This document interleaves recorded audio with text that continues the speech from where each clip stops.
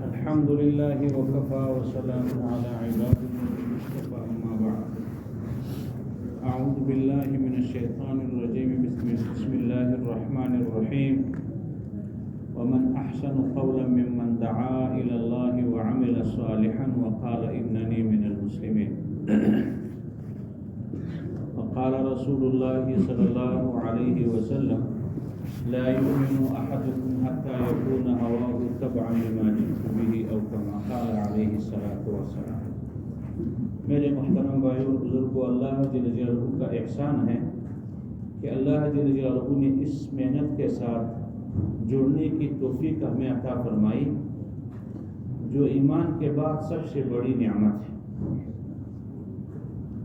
ایمان سب سے پہلی نعمت اللہ کی طرف سے جو بہت بڑی نعمت ہے وہ ایمان ہے، اور ایمان کے بعد جہد ایمان سب سے بڑی نعمت ہے۔ مفسرین حضرات نے، جو فقہا نے احکامات مرتب کیے ہیں، یہ مدینہ منورہ کے احکامات مرتب کیے۔ 10 سالہ زندگی، 13 سالہ زندگی حضور پاک صلی اللہ علیہ وسلم کی مکہ مکرمہ میں ہے۔ وہاں پر قرآن کا نزول ہو رہا ہے۔ اس میں 3 چیزیں نمایاں ہیں: ایمان، دعوت، حسن خلق۔ یہ 3 چیزیں اس میں نمایاں ہیں۔ بعض علماء نے لکھا ہے کہ یہ 3 چیزیں مکی فرائض میں سے ہیں۔ مکہ مکرمہ میں یہ 3 چیزیں فرض ہیں۔ نماز تو 11ویں سال میں، بعض روایت میں 13ویں سال میں، جو ہجرت سے پہلے کا سال ہے، اس میں فرض ہوئی۔ تو اتنی بڑی نعمت اللہ جل جلالہ نے دی، جس نعمت کے لیے انبیاء علیہ السلام اللہ پاک سے سوال کرتے تھے، دعا مانگتے تھے کہ اللہ میرے بھائی کو بھی منتخب کر لیجیے۔ دعائیں مانگتے تھے اپنے خاندان والوں کے لیے، اپنے رشتہ داروں کے لیے۔ انبیاء علیہ السلام دعا مانگتے تھے۔ اللہ جل جلالہ نے ہمیں بن مانگے وہی نعمت اور وہ محنت عطا فرمائی۔ اور اللہ جل جلالہ نے ساتھ میں یہ بھی بتا دیا کہ تم میرے منتخب شدہ امت ہو۔ اللہ کا انتخاب ہے۔ اللہ کے انتخاب میں نہ کوئی غلطی ہو سکتی ہے، نہ کوئی خلل پیدا ہو سکتا ہے۔ یہ اللہ کا انتخاب ہے۔ تو اب اس محنت کو کیا ہمارے اکابر نے ہمارے اکابر سے لیا۔ جن اکابر کو ہم نے دیکھا انہوں نے اکابر سے لیا، انہوں نے پہلے اس سے اکابر سے لیا۔ اس زمانے کے اکابرین نے قرآن و حدیث سے لیا۔ میں ایک واقعہ سناتا ہوں۔ حضرت منظور نعمانی صاحب رحمۃ اللہ علیہ نے لکھا ہے کہ حضرت تھانوی رحمۃ اللہ علیہ کے پاس جماعت گئی۔ اسی زمانے کے مولانا علیہ السلام کے زمانے کے ابشر روزی کی جماعت تھی، ان پڑھ میواتی تھے۔ جماعت گئی، مولانا حضرت تھانوی رحمۃ اللہ علیہ نے جماعت والوں کو ہدیہ دیا۔ حضرت تھانوی رحمۃ اللہ علیہ کی عادت یہ تھی کہ ایک خصوصی آدمی جب ان کے پاس جاتے تو آٹا نہیں عطا کرتے، اس سے کم حیثیت کے آدمی جاتے تو اس کو یعنی 16 آنے جس کو کہتے ہیں وہ دیتے تھے۔ تو حضرت تھانوی رحمۃ اللہ علیہ نے جماعت والوں کو 1-1 روپیہ دیا۔ اس زمانے میں جب 1-1 روپے دیا، مولانا الیاس رحمۃ اللہ علیہ نے جماعت والوں کو پہلے سے بتایا تھا کہ حضرت تھانوی رحمۃ اللہ علیہ جو چیز عطا کرے وہ تمہیں دے دے، اس کو استعمال نہیں کرنا، میرے پاس لانا۔ اب میواتی وہ جو واپس آ گئے، حضرت کو وہ ہدیہ پیش کر دیا کہ حضرت تھانوی رحمۃ اللہ علیہ نے یہ ہدیہ ہمیں دیا۔ تو مولانا الیاس رحمۃ اللہ علیہ نے اس ہدیہ کو سر پر رکھ کر کے مسجد میں گھومتے ہوئے خوشی سے جھومتے ہوئے فرمانے لگے، دنیا فتح ہو گئی، دنیا فتح ہو گئی، الحمدللہ۔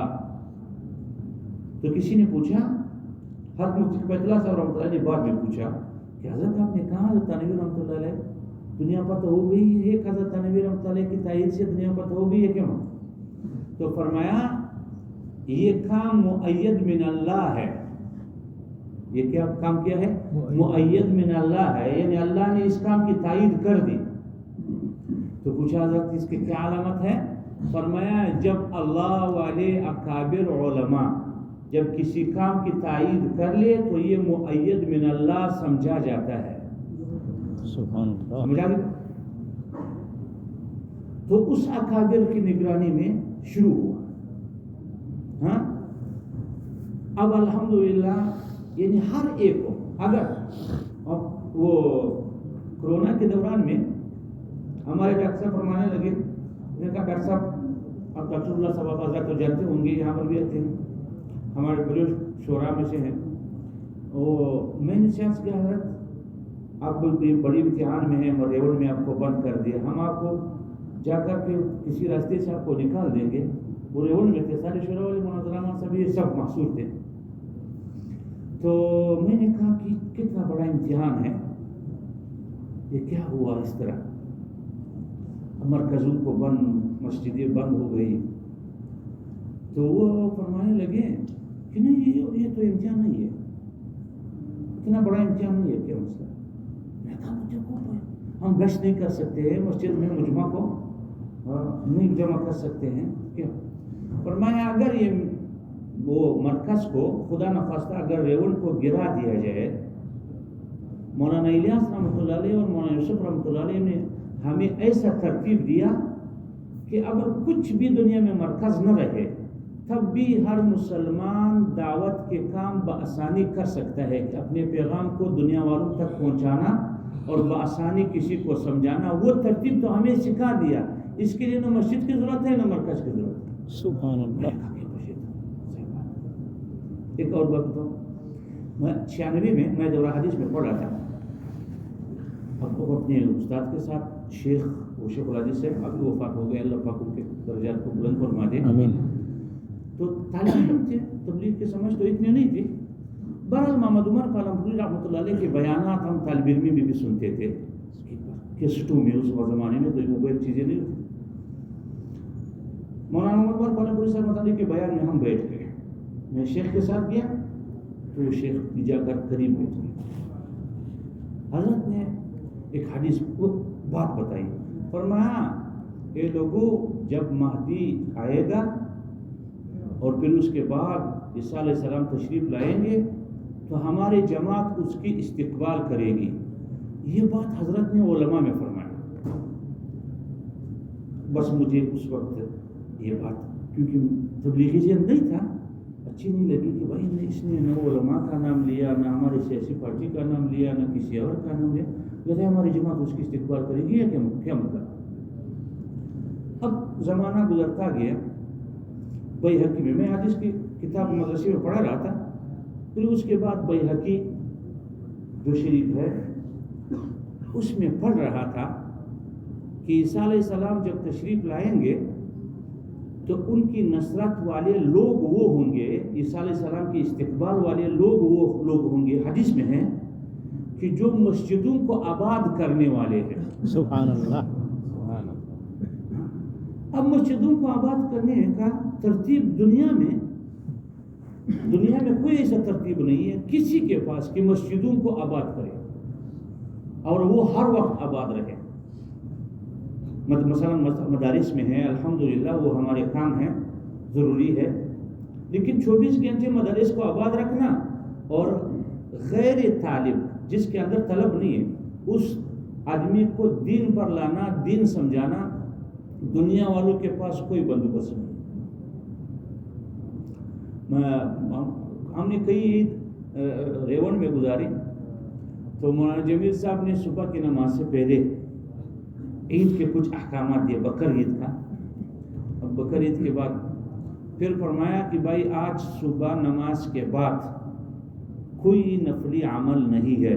تو نہیں, عیدگاہ تک تو کوئی نفلی عمل نہیں, کوئی نفلی عمل نہیں ہے, حتیٰ کہ آج ہمارا بیان بھی نہیں ہے. میں نے کہا اوہو یار, ایک دن پورا سال میں وہ بھی صبح سے لے کر اشراق تک اتنا چھٹی مل گئی تو تبلیغ والوں کو. باقی مولانا ماجد الباب صاحب رحمۃ اللہ علیہ بار بار فرمایا کرتے تھے. مولانا جمشید صاحب رحمۃ اللہ علیہ ایک مرتبہ عید کے لیے چھٹی لے کر گئے تھے کہ بھائی میں گھر جا رہا ہوں. آپ حضرت نے یہ بات بار بار سنی ہوگی آج صاحب سے.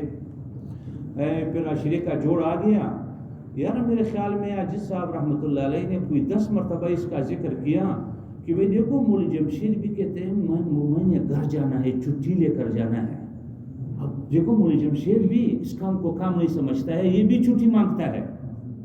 بھائی 1-2 دن کے لیے، پوری زندگی میں 1-2 دن کے لیے ہاں اپنے بیٹیوں کی زیارت کرنے کے لیے جا رہا ہوں، لیکن بار بار آج ایسا فرما رہے تھے کیونکہ ان کے آپس میں دوستی ہے اور لگاؤ. یہ بات تو میرے محترم دوستو یقیناً یہ بہت بڑی نعمت ہے اللہ نے ہمیں دی. ایک اور حدیث سناتا ہوں بس. علامہ سیوطی رحمۃ اللہ علیہ نے دور منصور میں ایک حدیث لکھی. وہ فرماتے ہیں کہ کل قیامت کے دن ایک آواز دینے والا آواز دے گا کہ ہاں کہاں ہے وہ لوگ جو اہل خیر ہے؟ فقوموا، کھڑے ہو جاؤ. تو ایک جماعت کھڑی ہو جائے گی. اللہ تعالیٰ ارشاد فرمائیں گے کہ تم اہل خیر تھے، دنیا میں لوگوں کو خیر کی طرف بلاتے تھے. سبحان اللہ. وہ عرض کریں گے یا اللہ آپ گواہ ہیں ہم لوگوں کو خیر کی طرف بلاتے تھے. سبحان اللہ. تو اللہ تعالیٰ ارشاد فرمائیں گے تم دنیا میں بھی اہل خیر تھے، آج بھی اہل خیر ہو، جا کر انبیاء اور رسولوں کی جماعت میں شامل ہو جاؤ. جیسے ان کو شفاعت کا حق حاصل ہے تمہیں بھی شفاعت کا حق حاصل ہے. سبحان اللہ. حدیث. اور ہمارے حضرات فرماتے ہیں کہ یہ کام امانت ہے، امانت کے طور پر پیش کرو اگرچہ تم کچھ نہ کر سکو. مثلا ایک آدمی ہے کہ وہ دن میں 1 گھنٹہ دے سکتا ہے، لیکن کام پورا پیش کرے کہ بھائی ہم نے وقت کو 3 حصوں پر تقسیم کرنا ہے. ہاں کام پورا پیش کرو، آپ کے اندر استعداد ہے یا نہیں، اور ہدف کے ساتھ پیش کرو. ہم کیا چاہتے ہیں؟ مثلا میں تبلیغی بن جاؤں، 4 مہینے لگاؤں، پھر سفر کروں، پھر جا کر میں ریون میں مقیم ہو جاؤں، بس یہ ہمارا آخری ہدف ہے. یہ کوئی ہدف نہیں، یہ اتنا ہدف نہیں. اچھا کیا کروں یار؟ پوری دنیا کے سفر کر دوں، یہ بھی کوئی ہدف نہیں. ہدف کے ساتھ کرنا ہے. کیا بھائی اس کام سے ہم کیا چاہتے ہیں؟ منگل مشورہ ہے، 2.5 گھنٹے ہیں، تعلیم کے حلقے ہیں، رات کی دعائیں ہیں، نوافل ہے. یہ میں اس محنت میں لگا ہوا ہوں، میرا ہر عمل پورا عالم پر اثر میرا ہر عمل کا پڑ جائے. ایسے محنت میں کیوں نہ کروں؟ کیوں ایسا محنت نہ کروں کہ میرے ہر نیک عمل کا اثر پورا عالم پر پڑ جائے؟ اس کے لیے نیت ضروری ہے. ایمانا و احتسابا، عمل ایمان کے ساتھ ہو اور احتسابا ثواب کی امید رکھتا ہو تو عمل کا ثواب ملتا ہے، عمل کا اثر عالم پر پڑتا ہے. تو اس کے لیے کیا کرے؟ اس کی یہ نیت یہ کرے کہ سارا حضور والی محنت میرے ذمہ داری ہے. اب ذمہ داری میں کیا کیا چیزیں شامل ہیں؟ حضرت عبداللہ صاحب رحمۃ اللہ علیہ فرمایا کرتے تھے ہم اگر اس سے معذور ہے کہ پورا دنیا میں جائے، اس سے اگر ہم معذور ہے، لیکن پورے دنیا کی نیت کرنے سے ہم معذور نہیں ہیں. نیت کرنے سے معذور ہیں؟ نہیں. آسان بات ہے، اتنا آسان کام اللہ نے دیا ہے فطرت کے مطابق. وہ کس طرح؟ میں اس سارے محنت سے سارے عالم کا ہر مسلمان نبی کے کام پر آ جائے، ہر مسلمان نبی کے کام پر آ جائے، اور ہر کافر مسلمان بن جائے. سبحان. ساری دنیا کی مساجد اعمال سے آباد ہو جائے، یہ اعمال زندگی کے ہر شعبے میں زندہ ہو جائے. یہ 4 باتیں ہیں، بس آسان باتیں. یہ 4 باتیں ہیں. تو حاجی صاحب رحمۃ اللہ علیہ فرمایا کرتے تھے کہ اگر ان 4 چیزوں کے ساتھ ہم عمل کریں گے تو عالمی پیمانہ پر ہمیں اللہ پاک جل جلالہ اجر عطا فرمائے گا. سبحان. اس محنت سے ہم کیا چاہتے ہیں؟ سارے مسلمان نبی کے کام پر آ جائے. کہاں آ جائے؟ نبی کے کام پر. دوسری بات، اور ہر کافر مسلمان ہو جائے، ساری دنیا کے کافر یہ مسلمان ہو جائے، ہمارا ہدف. تیسری بات، تمام دنیا کی مساجد حضور والے جو اعمال ہے اس اعمال سے آباد ہو جائے، اور مسجدوں والے جو اعمال ہے وہ زندگی کی مسجد میں جو اعمال ہے. دیکھو حضور پاک علیہ السلام کے زمانے میں تعلیم بھی مسجد میں ہے، تعلم بھی مسجد میں ہے، احکام بھی مسجد میں ہے، تنفیذ بھی مسجد میں ہے. درمیان میں ایک بات یاد آ گئی، وہ مجھے کچھ لوگ پوچھنے آئے ہیں، مفتی صاحبان تھے کہ بھائی آپ حضرت کی شریعت میں امیر کا کیا حکم ہے؟ ایک مسئلہ درمیان میں یاد آ. میں نے کہا ہمارے فقہا نے 950 سال پہلے یہ بات لکھی ہے، آخری بات 950 سال پہلے یہ بات لکھی ہے کہ جب تک آدمی تنفیذ احکام نہ کر سکتا ہوں اس کا حکم واجب نہیں ہے. اسی طرح ہوتے ہیں تنفیذ احکام نہ کر سکتا ہو، اس کا حکم بھی کیا ہے؟ واجب نہیں۔ یہ ائمہ اربعہ کا اس پر اتفاق۔ واجب کر دو۔ امیر، ہماری شریعت میں جو امیر ہے، شریعت میں جو امیر کا حکم ہے، یہ جو ہمارے مجلات ہیں، مجلات 88 کے، علی حیدر کے، اس کو تفصیل سے دیکھو۔ یہ 950 سال پہلے، 1000 سال پہلے کی باتیں انہوں نے لکھا ہے کہ جو امیر تنفیذ احکام نہ کر سکتا ہوں، تنفیذ احکام کیا ہے کہ چور کے ہاتھ کاٹو، صحیح ہے، زناکار کو دھرے مارو، سنسار کر دو، اگر امیر اس حیثیت کا نہیں ہے تو اس کا حکم نصوص کے لحاظ سے ماننا واجب بھی نہیں ہے۔ سمجھ نہیں ہے بات، واجب بھی نہیں ہے۔ حضور نے فرمایا امیر کی اطاعت کرو اگر سر کشمش کے برابر نہیں، یہ جو اطاعت ہے وہ اس امیر کی اطاعت واجب ہے۔ دیکھو، واجب کو واجب کا درجہ دینا یہ بھی واجب ہے، فرض کو فرض کا درجہ دینا یہ بھی فرض ہے، حرام کو حرام جاننا یہ ایمان کا حصہ ہے، اور حلال کو حلال جاننا یہ بھی ایمان کا حصہ ہے۔ اب سنو، ہمارا جو امیر صاحب ہے، ابھی امیر صاحب ہے، میرے مسجد کے امیر صاحب ہے، مفتی صاحب کی مسجد وہ جماعت کے امیر صاحب ہے، اس کا جو درجہ ہے ماننا، کس کی اطاعت کرنا، اس کا اخلاقاً واجب ہے، شرعاً منصوصی واجب نہیں ہے۔ قرآن و حدیث میں یہ واجب بالکل نہیں ہے، یہ اخلاقی واجب ہے کہ میں نے اپنے اوپر واجب کر دیا، ایک عہد کر لیا۔ مثلا آپ قطر میں رہتے ہیں، قطر والے کہتے ہیں کہ گاڑی کو دائیں ہاتھ پر چلانا، یہ تمہارے لیے واجب ہے، آپ نے عہد کر لیا کہ میں تمہارے قانون کو قبول کرتا ہوں، یہ تمہارے لیے یہ واجب، اخلاقی واجب ہے، یہ منصوصی واجب نہیں ہے۔ سمجھ نہیں بات؟ تو میرے محترم دوستو، اللہ جل جلالہ نے شورا والا جو نظام دیا ہے قرآن سے ثابت، سورہ شورا ہے، اس قرآن میں ہے، شورا کا حکم ہے، نبی کو ہے۔ ہاں، علماء نے لکھا ہے کہ برکت اسی میں ہے، امت کی حفاظت اسی میں ہے، امت کی۔ اللہ نے یہ حکم دیا، مشورے والا نظام دیا ہے، یہ مشورے کے لیے ہم بیٹھے، یہ مشورے کا جو نظام اللہ نے دیا ہے یہ بہت برکت والی نظام اللہ نے دیا ہے، اللہ نے دیا ہے، ہم نہیں مانتے۔ تو میرے محترم دوستو، ہمارے اکابر نے ہمیں یہ نظام دیا ہے، اس نظام کے تحت چلیں گے، اعتراض کسی پر نہیں ہے، رد کسی کا نہیں ہے، رد کسی کا نہیں ہے، اعتراض کسی پر نہیں ہے، بغض کسی سے نہیں ہے، نفرت کسی سے نہیں، اللہ کی قسم نہیں۔ کسی ہم تو کہتے ہیں کہ گرا پڑا ہو مسلمان سے بھی ہماری محبت ہے، لیکن ہمارے کام کرنے والے سے تو ہمیں محبت ہی ہے، اور کیا ہے، نرمی سے اپنے بات کو پیش کریں گے۔ تو میرے دوستو، اس نیتوں کے ساتھ کام کریں گے تو پورا عالم میں جو محنت ہو رہی ہے سب میں ہمارا حصہ ہے۔ تو کیا خیال ہے، اس کے لیے تیار ہے انشاءاللہ؟ اب اس کے لیے تقاضے ہیں، وہ امیر صاحب آواز سنائیں گے انشاءاللہ۔